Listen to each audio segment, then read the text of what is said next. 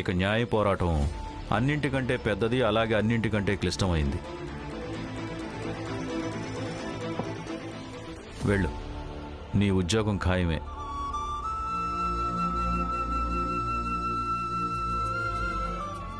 ధన్యవాదాలు, ధన్యవాదాలు సార్. రేపు త్వరగా రావాలి. అలాగే.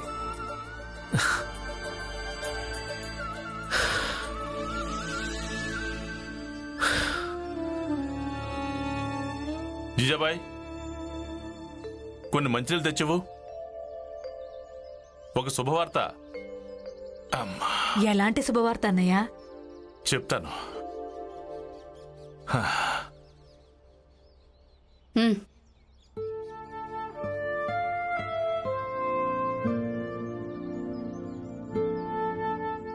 మీరా, నాకు ఉద్యోగం ఖాయమైపోయింది. నన్ను సేట్ గారు కాపలాదారుడుగా పనిలో పెట్టుకున్నాడు. నిజమే, ఇది నిజంగా శుభవార్తే. అన్నయ్య, ఇక మీరు ఉద్యోగం కోసం ఎక్కడెక్కడో తిరగాల్సిన పనే లేదు. అవును మీరా, ఇంకొన్ని డబ్బులు పోగాయంటే ఇక పెన్షన్ డబ్బులు ఎలాగో ఉన్నాయి, వాటితో పాటు ఈ డబ్బులు కూడా పోగవుతాయి. నేనేమనుకుంటున్నానంటే, అది పక్కింటి గజానంద్ ఉన్నాడు కదా, తన దగ్గర ఒక ఖాతా మొదలు పెడతాను. అందరూ ఏమంటారంటే తను జనాల డబ్బులు పోగేస్తూ ఉంటాడట, ఆ తర్వాత వాటితో వ్యాపారం చేస్తాడట, తర్వాత వడ్డీతో సహా తిరిగి ఇచ్చేస్తాడట. ఇది బాగుంటుంది. ఆ పెన్షన్ డబ్బులు గజానంద్ దగ్గర పోగవుతాయి. ఇక మీకొచ్చే కాపలాదారు డబ్బులతో ఇల్లు కూడా గడిచిపోతుంది.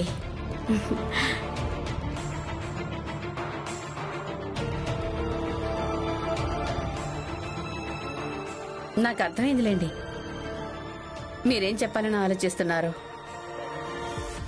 కానీ ఈసారి మీరేదో చెప్పడం వల్ల, నచ్చ చెప్పడం వల్ల, లేదా కోపడ్డం వల్ల నాకేం పెద్ద తేడా ఉండదు. భీమ్ ఇంకా రమ కోసం డబ్బులు ఖర్చు పెట్టకూడదని నేను మీకు చెప్పేశాను. అలాగే ఆనంద్ కోసం కూడా నిరాకరిస్తున్నాను. ఎలాగూ లక్ష్మి రమతో పాటు పని వెతుక్కోవడానికి వెళ్ళింది కదా, డబ్బులు సంపాదించుకొని తన భర్త గురించి తనే చూసుకుంటుందిలే. కానీ ఇంతకు మించి నేను ఇంకేమీ చేయలేను. అలాగే మిమ్మల్ని కూడా నేను అలాంటి పని చేయనివ్వను. నిజమే, పూర్తిగా నిజమే. జీజాబాయ్, నీ నుంచి ఇంకేం ఆశించగలమని? మంచిదే కదా వదినా, ఇంకేం ఆశించొద్దు కూడా. అందరూ తమ తమ ఖర్చులు ఎలా వెళ్లదీస్తారో నేను కూడా చూస్తాను. రామ్జీ, ఒక శుభవార్త రామ్జీ. ఏంటి? మన భీముకు కూడా ఉద్యోగం దొరికింది. పురంజన్, నువ్వు నిజంగా పెద్ద శుభవార్త చెప్పావు. నా భీమ్కు ఉద్యోగం ఎందుకు దొరకదు? భీమ్ ఎలాగో యోగ్యుడే, ఇక బారిస్టర్ వాడిని ఎందుకు నిరాకరిస్తాడు? బారిస్టర్ను తన మాటల్లో ఇరికించుకుంటాడు. మాటలు చెప్పడం ఎలాగో భీమ్కి బాగా తెలుసు కదా. జిజాబాయ్, ఈ ఉద్యోగం కేవలం మాటలు చెప్తే భీముకు దొరకలేదు. ఈ ఉద్యోగం వాడి సామర్థ్యం మీద, యోగ్యతను బట్టి దొరికింది. కానీ ఉద్యోగం దొరకడం వల్ల ఒరిగేది ఏం లేదే. ఆ ఉద్యోగం ఎన్ని రోజులుంటుందో దాని మీద ఆధారపడి ఉంటుంది కదా. ఎన్ని రోజులున్నా సరే నేను నా పని నిజాయితీగా చేస్తాను. ఇక న్యాయవాది ఉద్యోగంలో పెట్టుకోవాలని ఏ నిర్ణయం తీసుకున్నాడో దాన్ని సార్థకం చేసి చూపిస్తాను.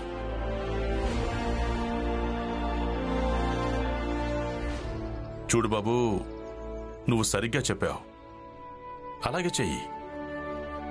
నాకు చాలా గర్వంగా ఉంది.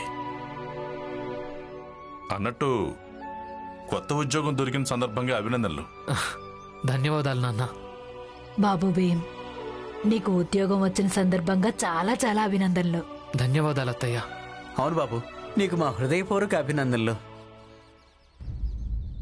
మాకు కూడా ఉద్యోగాలు దొరికాయి. ఇది ఇంకా పెద్ద శుభవార్తే. ఎక్కడా? ఎలాంటి ఉద్యోగాలు? ఎలాంటి ఉద్యోగాలేంటి? వీళ్ళకెవరు బారిస్టర్ ఉద్యోగాలైతే ఇవ్వరు కదా. ఒక పెద్ద సేట్ ఉన్నారు. ఆయన నూరిన మసాలాలను ఓడల మీద దూరాలకు పంపిస్తుంటారు. అందులో మసాలాలు నూరే పని దొరికింది. బాగుంది. మీ ఇద్దరికి చాలా చాలా అభినందనలు.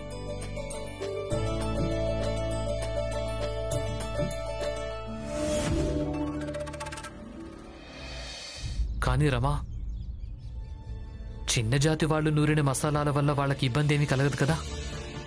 లేదు, ఆయనేం చెప్పారంటే ఇక్కడ లోపలి గదిలో పనుంటుందిగా, అందుకే ఎవరికి తెలియదన్నారు. ఆయన ఉద్దేశం విన్నారా? దాచిపెట్టి ఏమైనా చేయగలరు, కానీ అందరి ముందు చూపించుకోవడం కోసం చిన్న జాతి వాళ్ళని నిరాకరిస్తుంటారు. మీరా, వీళ్ళందరికీ తినే దంతాలు అలాగే చూపించే దంతాలు వేరువేరుగా ఉంటాయి. సర్లే, దీని గురించి మనం ఎక్కువగా ఆలోచించడం మంచిది కాదు. లక్ష్మి ఇంకా రమకు ఉద్యోగాలు దొరికాయి. ఇంతకు మించిన సంతోషం ఇంకే ఉంటుంది. పోన్లే, చాలా మంచిదయింది. అందరికీ ఉద్యోగాలు దొరికాయి. ఇక జీజాబాయి, నువ్వు ఎవరి దగ్గర డబ్బులు పోగేయడం గురించి మాట్లాడావో వాళ్ళను కొంచెం నాకు కూడా పరిచయం చెయ్యి. అందరం డబ్బులు పోగు చేద్దాం. కావాలంటే పొద్దున పాల డబ్బులు, రాత్రి నా మందు డబ్బులు అన్నీ.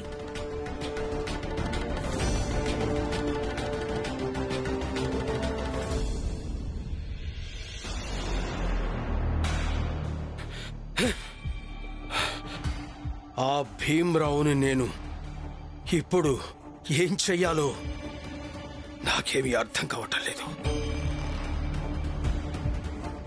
వాడికి ఆర్థిక సహాయము లభించింది, న్యాయవాది దగ్గర ఉద్యోగము దొరికింది, వాడి తండ్రికి, వాడి భార్యకు, వాడి వదినకు అందరికీ పని దొరికింది. అంటే ఏంటి? అంటే ఆ భీమ్రావు జీవితంలో సంతోషాలు లభిస్తున్నాయన్నమాట, ఆనందాలు వస్తున్నాయి. భీమ్రావు జీవితంలో సంతోషాలా? ఆ భీమ్రావు జీవితంలో సంతోషాన్ని చూస్తూ ఉండడం కోసం నేను ఎదురు చూడటం సహించలేనిది. ఇక నేను ఏదో ఒకటి చెయ్యాల్సి ఉంటుంది.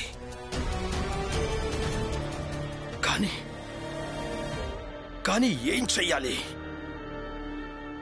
ప్రచండదేవ్ గారు, ప్రచండదేవ్ గారు, నన్ను కాపాడండి. ప్రచండదేవ్ గారు, నా భర్త నుంచి నన్ను కాపాడండి. ఎప్పటి నుంచో నన్ను కొడుతున్నాడు. ఏయ్, ఆగు. ఏమైంది? ప్రచండ్ దేవ్ గారు, దీనికి ఎవరితోనో వ్యవహారం ఉంది. చరిత్రహీనురాలా, నువ్వు బయట వ్యవహారం సాగిస్తే నీ భర్త నిన్ను కొట్టకుండా నీకు హారతలిస్తాడా? నాకు ఎవరితోనూ ఎలాంటి వ్యవహారం లేదు. నేను చెప్పేది నమ్మండి. నీ భర్తే అబద్ధం చెప్తున్నాడా? అతను అబద్ధమే చెప్తున్నాడు. ఒక మగాడు ఏం చెప్పినా అది నిజమే అని నమ్ముతుంటారు. అలాగే మీరు కూడా తన మాటలు నిజమనుకున్నారు. ఎందుకు నిజం అనుకోరు? ఈ సంఘం మొత్తం నిజమే అనుకుంటుంది. ఎందుకంటే ఒక ఆడదానికి నిజం చెప్పే అవకాశం ఇవ్వరు కాబట్టి. అవునక్క, ఈయన మనసులో కేవలం అనుమానం ఉంది. ఇక అనుమానానికి ఏ మందు ఇవ్వగలం? అయితే ఇంకొకరి జబ్బు బాధని నువ్వెందుకు భరిస్తున్నావు? మరి నేనేం చేయగలనక్క? అరే, దీన్ని నువ్వు వ్యతిరేకించాలి. పోరాటం చెయ్యి. దెబ్బలు తినకు, అన్యాయాన్ని సహించకు. అదెలా సాధ్యమక్క? ఈ మగాళ్ళ ముందు నేనేం పోరాటం చేయాలి? చూడు, మనం మహిళలం, అర్థమైందా? భీమ్రావును చూడు, తను మనకంటే ఎంత చిన్నవాడో. తను తన కోసం చిన్నప్పటి నుంచే పోరాడుతున్నాడని అందరూ చెప్తుంటారు. తనను నువ్వు ఆదర్శంగా తీసుకో. ఒక పని చెయ్యి. ఒక కాగితం మీద ఎవరితోనైనా జై భీమ్ అని రాయించి దాన్ని నీ గదిలో గోడకు వేలాడదయ్యే. దాంతో నీకు బలం పెరుగుతుంది, శక్తి లభిస్తుంది. అలాగే దాని నుంచి ధైర్యాన్ని పొంది పోరాటం నేర్చుకో. పోరాటం. ఇలా ఏడుస్తూ గనక నువ్వు పరిగెత్తావంటే ఎవరూ సాయం చేయరు. అలాగే పోలీస్ స్టేషన్ కు వెళ్లి నీ మొగుడు మీద ఆరోపణ రాయించు. చాలు, నువ్వు నీ హద్దులు దాటుతున్నావు. ఇప్పుడు నేనేం మాట్లాడినా మీతో దురుసుగా ప్రవర్తించాననే అనిపిస్తుంది మీకు. అందుకే నాకు మీతో మాట్లాడాలని లేదు.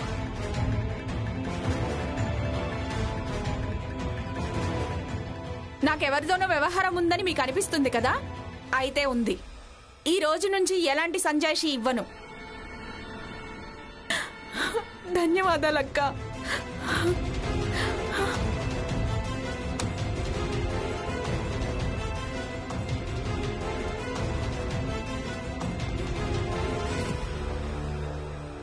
భీమ్రావ్, నువ్వు నా ఇంటి మీదే దాడి చేశావు.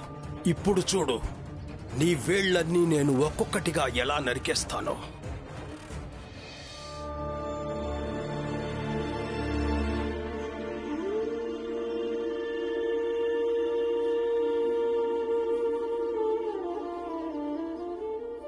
ఇప్పుడు లక్ష్మి సంపాదించటం మొదలు పెడితే నేను చెప్పిన ఒక్క మాట కూడా వినదు. రమ ముందు నుంచే నా మనిషి కాదు. ఇప్పుడు లక్ష్మి కూడా నాకు కాకుండా పోతుంది. ఈ ఇంట్లో నేను ఒంటరిదాన్ని అయిపోతున్నాను. జీజాబాయ్, నువ్వెప్పటికీ ఒంటరిదానివి కాదు.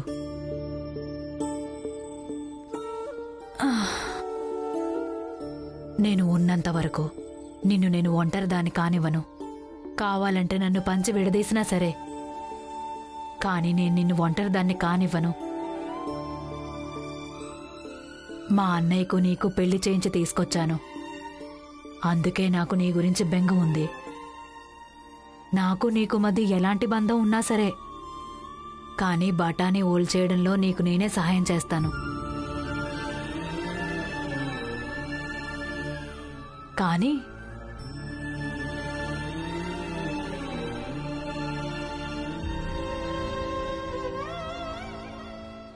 పిన్ని, ఈరోజు నాకు పనిలో మొదటి రోజు. నన్ను ఆశీర్వదించండి. ఎప్పుడూ సఫలం అవ్వాలి. అలాగే నీ పని జాగ్రత్తగా చేయి, సరేనా? అలాగే.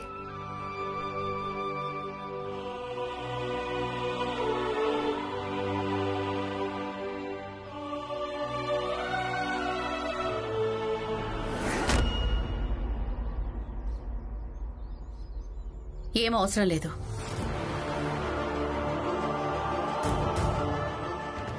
నా దృష్టిలో రమ ఎలా అయిందో నువ్వు కూడా అలాగే అయిపోయావు. అభినందనలు. పని దొరికింది కదా, కానీ నీకు పని దొరకడంతో పాటుగా నువ్వు మీ అత్తయ్యని కూడా కోల్పోయావు. ఈ రోజు నుంచి నీకు నాకు ఉన్న అత్తకొడల బంధం ముగిసిపోయింది. జీజాబాయ్, అప్పుడప్పుడైనా ఒక్కరితోనైనా తీయగా మాట్లాడు. వదినా, మీకు ఆశీర్వదించాలనిపించింది, మీరు ఇచ్చారు. నాకు ఇవ్వాలని లేదు, నేను ఆశీర్వదించాను. అర్థమైందా? అక్క పదండి. ఇలా చిన్న చిన్న విషయాలకు కోప్పడ్డం వల్ల బంధాలేం తెగిపోవు. మీరు మాకు అత్తయ్య. ఈ హక్కు ఈ జన్మలో ఎవరు దూరం చేయలేరు. అది మీరైనా.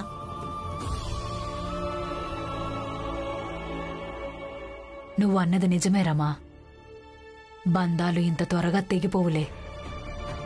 వెళ్ళండి, మీరిద్దరూ పనిలోకి వెళ్ళండి తల్లి. అలాగే జాగ్రత్తగా వెళ్ళండి. అలాగే.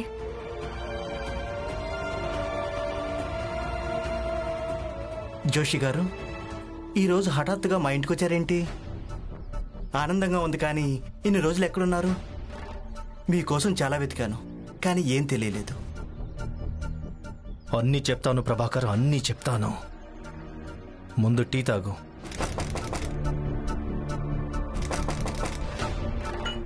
ఎవరు? నేను ప్రచండ దేవుణ్ణి. ప్రచండ దేవ్?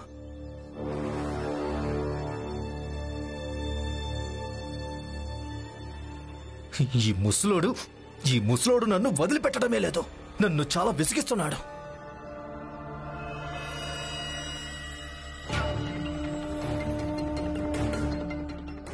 నువ్వు మెళ్ళో దీన్ని వేళ్లాడేసుకుని బయట తిరుగుతూ ముష్టెత్తుకోవాలి. అందరూ ఏమనుకుంటారు? మన నరోత్తమ్ జోషి గారు ధర్మం ఇంకా నమ్మకాలను ఎంతగా గౌరవిస్తారో, ఒక పశువు ఆత్మశాంతి కోసం సామాజిక శిక్షను అనుభవిస్తాడు అని. ప్రభాకర్, వెళ్ళి తలుపుతే. ఈరోజు ఈ ప్రచండదేవ్ కథకు ముగింపు పలుకుతోంది. సరే, నేను తీస్తాను.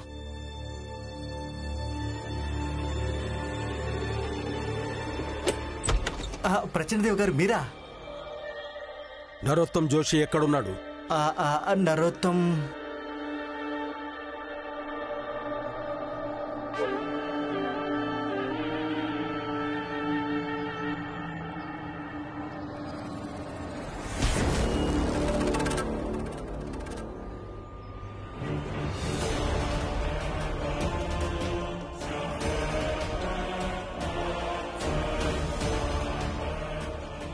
నరోత్తమ్ జోషి, నీలో పిల్ల చేష్టలు పోవు కదా? మూర్ఖుడివిలానే ఉంటావు. ప్రచండదేవ్, మీరు ఇక్కడికి నన్ను ఇబ్బంది పెట్టడం కోసమే వచ్చారని నాకు చాలా బాగా తెలుసు. కానీ నాకు దీంతో ఎలాంటి అవసరం లేదు. నేనేం నిన్ను ఇబ్బంది పెట్టడం కోసం రాలేదు. ప్రచండదేవ్, నాకు చాలా బాగా తెలుసు మీరు ఇక్కడికి నా మీద కక్ష సాధించడానికే వచ్చారని. అరే,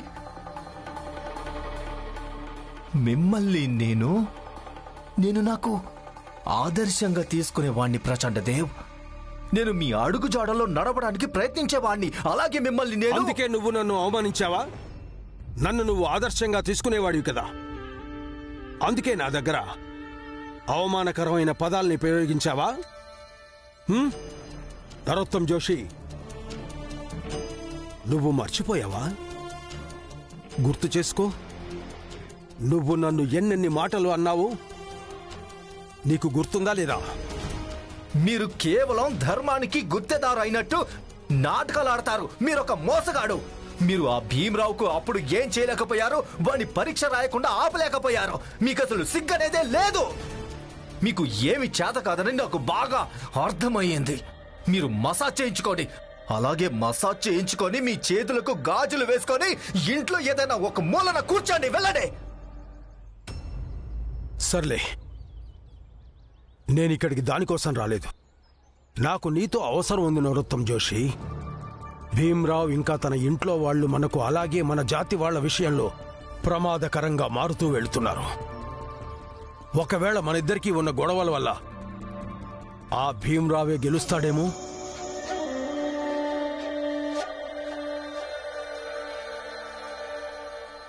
అందుకే మనం మనకున్న ఈ గొడవ మర్చిపోయి ఆ భీమ్రావుకు బుద్ధి చెప్పాల్సి ఉంటుంది. ప్రచండదేవ్ గారు, ఆ చిన్న జాతి వాడైన భీమరావును నేనెప్పటికీ గెలవనివ్వలేను. కావాలంటే అందుకోసం నేనేం చేయాల్సి వచ్చినా సరే. మీరన్నది నిజమే. పాత విషయాలు మర్చిపోతాం. ఎలాగో మీరు ఇక్కడికి వచ్చారంటే ఏదో ఆలోచించుకునే వచ్చుంటారు. చెప్పండి, ఏం చెయ్యాలి? May come in sir? వచ్చాయి.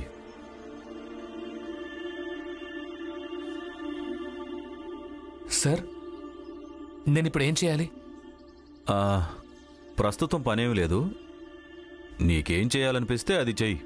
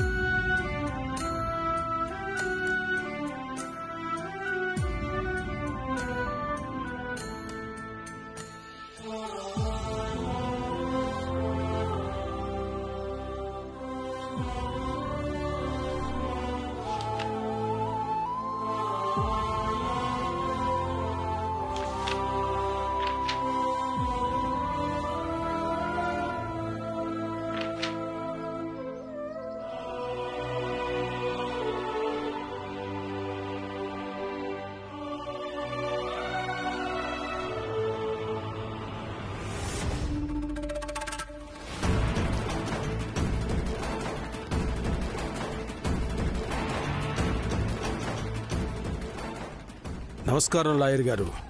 ప్రచండదేవ్ గారు,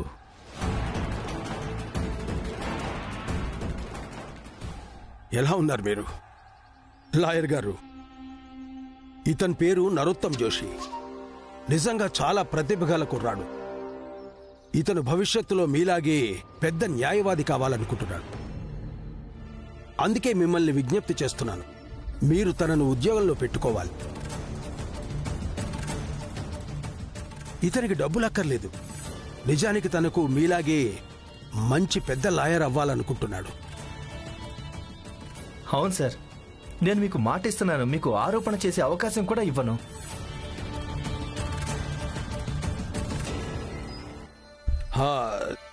లాయర్ గారు, ఈ చిన్న జాతి వ్యక్తి కంటే ఎన్నో రెట్లు ఎక్కువ తెలివైనవాడు. ఈ నరోత్తం జోషి. అవునా?